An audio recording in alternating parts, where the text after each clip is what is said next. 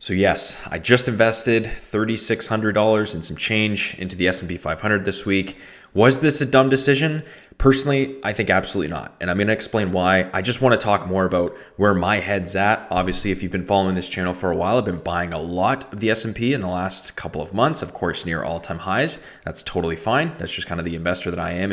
I'm in for the long haul, but I want to talk about why it may be a bad decision for me in the short term, why it's potentially a good decision for me in the long term, and then just additional talking points like where my head's at, where my psychology is, and I think why it's so important to remember these points that I'm going to share here at the end of the video. So again, let's get the bad, let's get the ugly out of the way first. Yes, continued kind of volatility will probably mean further drops ahead. Nobody is certain with what's going on with the tariff stuff. Nobody's certain with what's going on with different world economies that we're, I guess, in a trade war with, if you will, and just uncertain, jobs, uncertain interest rates, everything, right? Everything is uncertain. And this goes into my point of the news and trying to turn that off. That's going to be a point that I talk about more. But yes, with that, the market sentiment is extremely stupidly negative and will probably be for at least the next 3 to 6 months. That's just my opinion. That's where I think we're going. This is not going to stop for a while. I don't think the bleeding is done yet. I think it's going to get worse before it gets better. And I think the kind of economy indicators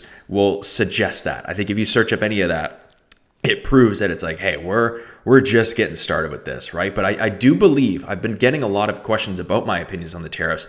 I personally think it's almost like tearing muscle. Like it's going to the gym. You gotta tear the muscle to actually grow long term. I think the economy has been ballooned for way too damn long. I was messaging Weiler and a few of my other buddies just in the stock market space as well, saying like, dude, I would much rather prefer slow and steady, even just stupidly conservative gains over a long enough time horizon, if you will, versus a crazy stint of the last 3 to 5 years of what we've experienced with the COVID boom and then 2021 and 2022.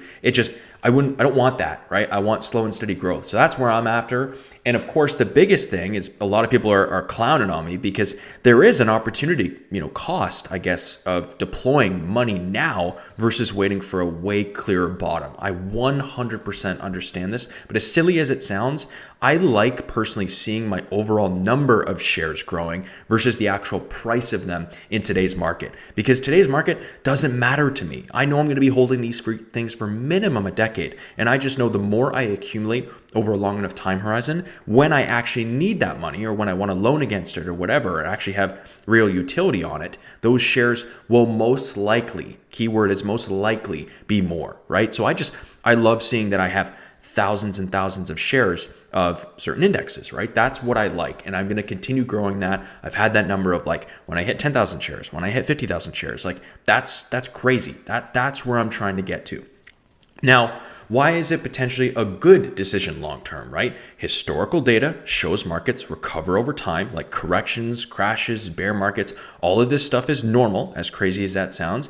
The S&P has delivered very positive returns of, 80% of 10-year periods, sometimes less, sometimes more. I don't, again, want it to be that way, but if I can just get 7% a year on my money over a 10-year, 20-year, time horizon, I'm happy with that, right? And dollar cost averaging into downturns has historically been profitable for almost everyone, right? If you just continue DCAing, continue putting a piece of that paycheck in every month, stay the course, you're actually going to do better than trying to time the market. That goes to my next point. Timing the market perfectly is near impossible, even for professionals, guys, even for hedge fund traders, people who own and are in the banking system. It's impossible. The market will crumble you if you try to do that, right? So I don't know. That's where I'm personally at. I guess the last two things is like buying during fear often means getting assets at a discount. I think Weiler said it perfectly, where it's like, this is a beautiful stock sale coming up. There is a beautiful market of things being in the red and crazy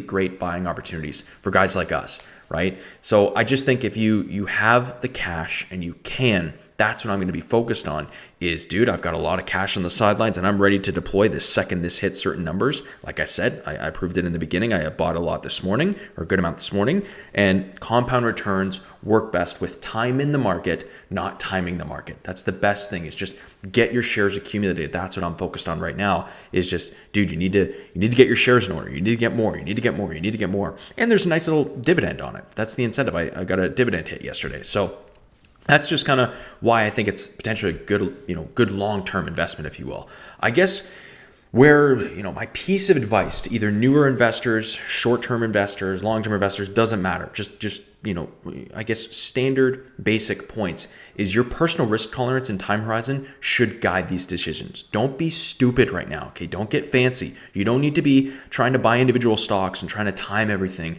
And it's just, the importance of maintaining an emergency fund before investing is very, very important. Not letting the news dictate your decisions and being, crazy, fearful, or just freaking out. It's like, guys, literally, as silly and dumb as it sounds, turn off the news, go outside, go buy some ice cream, go get a dinner with your girl. Like it's not the end of the world. This is just the market and where we're at. And this is a little blip in typically what is, good long haul for the economy and for the stock market, right? This is just how it is.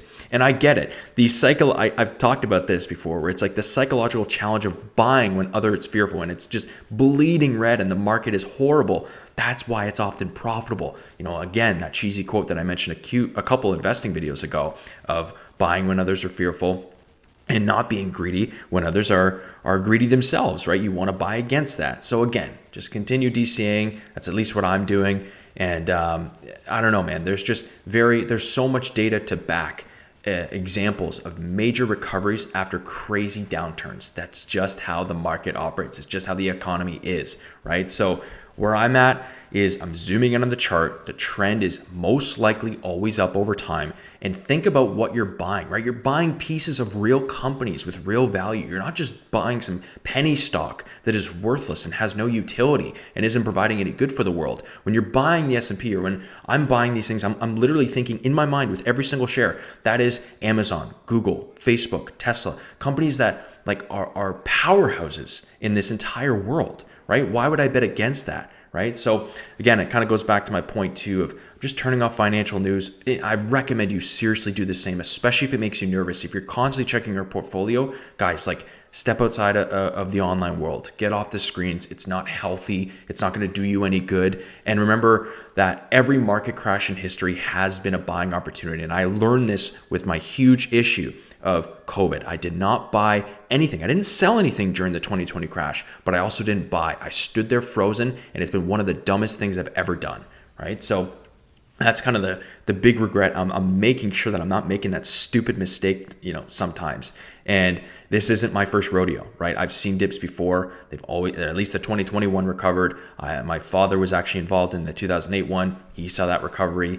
And just stick to your plan. Instead of reacting to daily price movements, instead of getting all fearful, instead of freaking the hell out and panic selling, you're probably not going to find a better place for the money, at least right now, unless you're involved in businesses like I am.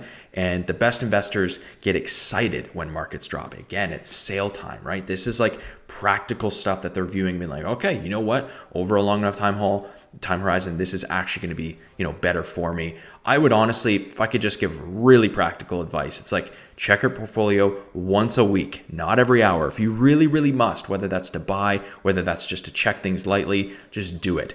And then I challenge you, write down why you're investing now so you can read it when you get scared. So you can remind yourself why you're doing this for the long haul, or whatever your thesis is. Write that down and force yourself. Make it your wallpaper if you have to. I don't care. Put it in your calendar. Just put it in front of you to realize why you're doing this long term, and think about that.